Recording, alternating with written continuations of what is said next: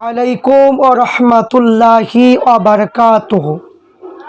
বিশেষ একটা বার্তা প্রত্যেক মুসলমান ভাইদের কাছে অবশ্যই এই বার্তাটা আমি দিতে চাইছি। ভিডিওটা প্রত্যেকেই শেয়ার করবেন, প্রত্যেকে জানা প্রয়োজন। একটা বিজ্ঞপ্তি পেয়েছি, অনেকে বিভিন্ন রকমের বক্তব্য দিচ্ছেন, কেউ বিশ্বাস করছেন, কেউ করছেন না। তাই একটা বিজ্ঞপ্তি পাওয়া গিয়েছে, সেই বিজ্ঞপ্তিটা অবশ্যই আমি আপনাদের কাছে পড়ে শোনাবো। আর এইগুলো শোনার পরে আপনারা সেইগুলো করার চেষ্টা অবশ্যই আপনারা করবেন। যে বিজ্ঞপ্তিটা হলো পশ্চিমবঙ্গ সরকার স্বরাষ্ট্র পার্বত্য বিষয় বিভাগ, নবান্ন এবং হাওড়া। এখানে বিজ্ঞপ্তিটা বেরিয়েছে তারিখ 13/5/2026। জনসাধারণের উদ্দেশ্যে বিজ্ঞপ্তি, জনসাধারণের উদ্দেশ্যে বিজ্ঞপ্তিটা দেওয়া হয়েছে। পশ্চিমবঙ্গে পশু হত্যা নিয়ন্ত্রণে আইন 1950 সংক্রান্ত অনুসরণীয় নির্দেশিকা। এখানে মাননীয় কলকাতা হাইকোর্ট 16/8/2018 তারিখে WP নম্বর 328/2018 রাজশ্রী চৌধুরী পশ্চিমবঙ্গ রাজ্য এবং অন্যান্য মামলা প্রদত্ত আদেশে সেই সঙ্গে গঠিত 21/8/2018 তারিখে GA নম্বর 2325 এবং 20/18 8/6/2022 তারিখে GA নম্বরে 1/2021 WP এর নম্বর এবং 372 এবং 2019 আদেশে অনুপালনের সংশ্লিষ্ট সকলকে জানানো যাচ্ছে যে নিম্নলিখিত বিধান এবং নির্দেশ সমূহ কঠোরভাবে পালন করতে হবে। তাই যে নিয়মগুলো এবার দিয়েছে এই বিজ্ঞপ্তির মধ্যে প্রত্যেকে একটু লক্ষ্য করুন। অবশ্যই ভিডিওটা প্রথম থেকে নিয়ে শেষ পর্যন্ত অবশ্যই আপনারা শুনবেন। এখানে লিখেছে 1 নম্বর, কোনো ব্যক্তি কোনো পশু যেমন ষাঁড় কিংবা বলদ, গরু, বাছুর, পুরুষ বা স্ত্রী মোষের বাচ্চা এবং মুস্কো বা ছেদিত মোষ বলি দিতে পারবে না যদি না তিনি উক্ত পশুটি বলির উপযুক্ত মর্মে কোনো সংশয়পত্র সংগ্রহ করেন। তাহলে কি কাগজপাতি যদি সংগ্রহ না করে বলি দিতে পারবে না, 1 নম্বর।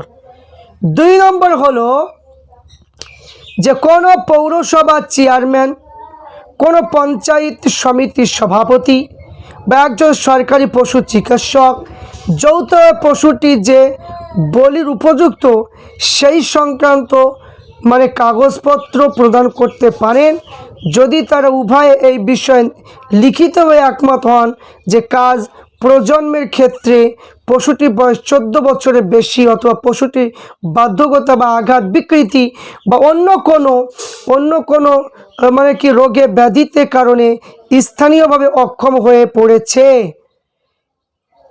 3 নম্বর, এই ধরনের কাগজপত্র প্রদানের অস্বীকার করলে ক্ষুব্ধ ব্যক্তি কাগজপত্র প্রত্যাখ্যানের বার্তা পাওয়া 15 দিনের মধ্যে রাজ্য সরকারের কাছে আপিল করতে পারেন।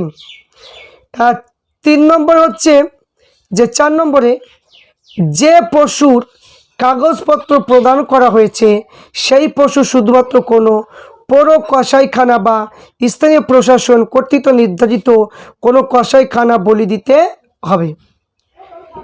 তারপরে যে পশু ক্ষেত্রে কাগজপত্র প্রদান করা হয়েছে সেই পশুটিকে যে কোনো প্রকাশ্যে স্থানে বলি দেওয়া কঠোরভাবে নিষেধ। এবং তারপরে লিখেছে যে পশু যেখানে পশু শংসাপত্র প্রদান করা হয়েছে সেই পশুটি কোনো প্রকাশ্যে স্থানে বলি দেওয়া কঠিনতম নিষেধ। এবং পশ্চিমবঙ্গে পশু হত্যা নিয়ন্ত্রণ আইন 1950 বিধানসমূহ কার্যকর করার উদ্দেশ্যে কোনো পৌরসভার চেয়ারম্যান বা কোনো পঞ্চায়েত সমিতির সভাপতি ক্ষেত্রে বিশিষ্ট যিনি হন না কেন তার দ্বারাই প্রাপ্ত অধিকারপ্রাপ্ত কোনো ব্যক্তি বা কোনো সরকারি পশু চিকিৎসক বলি প্রাঙ্গণে পরিদর্শনের কাজে কেউ বাধা প্রদান করতে পারবে না। তাই এখানে বলছে সেই ব্যক্তি যিনি হন না কেন আইনে উপরোক্ত বিধানসমূহ লঙ্ঘন করলে তার 6 মাস পর্যন্ত কারাদণ্ড এবং 1000 টাকা পর্যন্ত জরিমানা, এখানে জরিমানা উভয়ে দণ্ডন হতে পারে। 1950 সালে আইনে অধীনে সংগঠিত সমস্ত অপরাধী আদালতগত অপরাধ হিসাবে গণ্য হবে এবং ভারতে মহামান্য সুপ্রিম কোর্ট এবং মহামান্য কলকাতা হাইকোর্টের সংশ্লিষ্ট রায় সরকারি ওয়েবসাইটের মধ্যে দেওয়া আছে। তাহলে এখানে আমরা বুঝতে পারলাম যে হাইকোর্ট এবং সুপ্রিম কোর্ট অর্ডার দিয়েছে, লয়ার অর্ডার রয়েছে। তাই সুপ্রিম কোর্ট এবং হাইকোর্টকে সম্মান জানিয়ে তিনারা যে নির্দেশিকা দিয়েছে আমাদেরকে সেই মতে চলতে হবে। যে নির্দেশিকা জারি হয়েছে সেই অনুযায়ী আমাদেরকে চলতে হবে, সেইভাবে আমাদেরকে চলার চেষ্টা করতে হবে। তাই প্রত্যেককে বলবো আইন যেভাবে বলবে হাইকোর্ট এবং সুপ্রিম কোর্টকে সম্মান জানিয়ে সেটাই মেনে নিয়ে সেইভাবে কাজ করা আমাদের উচিত হবে। কারণ এখানে যেটা প্রমাণ যেটা দেওয়া হয়েছে তাই আমরা সেই মাধ্যমে আপনাদের কাছে আমি পড়ে শোনালাম। আমরা অলরেডি প্রত্যেকটা থানাতে আমাদের কি ইমাম সাহেবদেরকে ডাকা হচ্ছে, এই বিষয় নিয়ে আলোচনা করা হচ্ছে। সেই ভিডিওগুলো অবশ্যই আপনারা দেখতে পাচ্ছেন বা আমার এই সাইটের মধ্যে আপনারা সেই ভিডিওগুলো দেখতে পাবেন।